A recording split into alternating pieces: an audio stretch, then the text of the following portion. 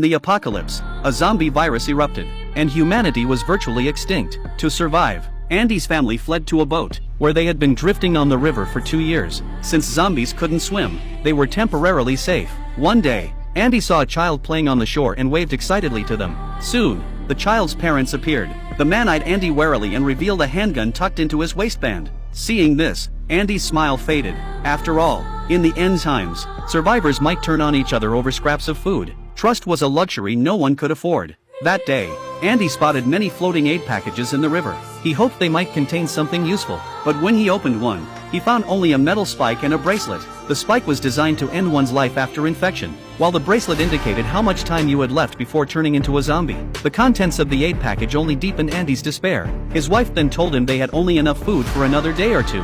Without supplies, they would starve soon. Fortunately, the next day, Andy discovered a wrecked boat by the river and eagerly rowed over. The boat was filled with canned food. As he happily collected supplies, a strange noise came from the cabin. Andy realized there were zombies on the boat.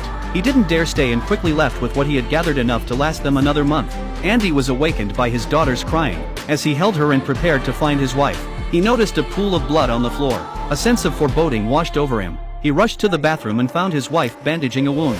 She had discovered the wrecked boat too. Seeing Andy asleep, gone to search for food without telling him, she had been bitten by a zombie. Andy was filled with regret. He should have warned her that the boat wasn't safe. Now, she had only 24 hours left. Anna took out the instructions from the aid package, preparing for the worst. If she showed signs of infection, she would use the metal spike to pierce her brain. She couldn't let herself turn into a zombie and harm her family. Andy insisted on taking her to shore to find a hospital, but Anna believed going ashore would endanger their daughter. After a heated argument, they decided to gamble on the slim hope of finding a cure and left their lifeboat. Fortunately, there were no zombies blocking their path on shore. They found a car and headed toward the nearest village. In Australia, zombies feared sunlight and would bury their heads in the ground like ostriches during the day, as long as they didn't disturb them. Traveling by day was relatively safe. Anna woke up and lifted the blanket from her leg. The wound had worsened significantly. She was turning into a zombie. Realizing she would harm her family if she turned, she panicked and tried to jump out of the moving car.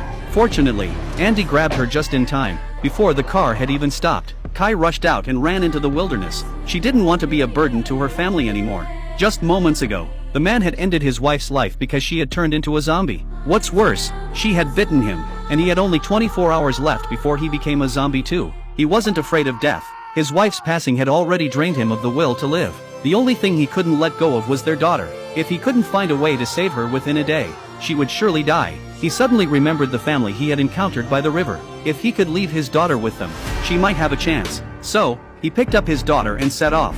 On the way, the virus suddenly flared up in Andy. He leaned against a tree, gasping for breath, and checked the time, only 9 hours left. His legs buckled, and he instinctively began to dig into the ground with his hands, trying to bury his head like the zombies did. After an unknown amount of time, Andy woke up and realized his daughter was gone. Panicking, he got up to search for her. It turned out a girl had heard the child's crying and come to take care of her. The two of them set off together, heading toward the survivors by the river.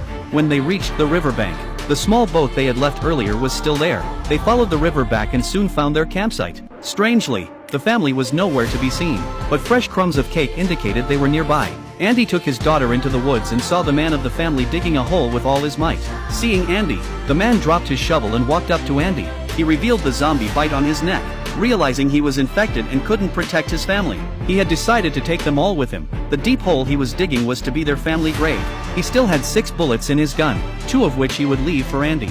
The end times were just like this, cruel and real. Andy didn't agree with the man's choice and turned away with his daughter. After an unknown period, 4 gunshots rang out behind him. The man had proven to Andy that his way was also a form of relief.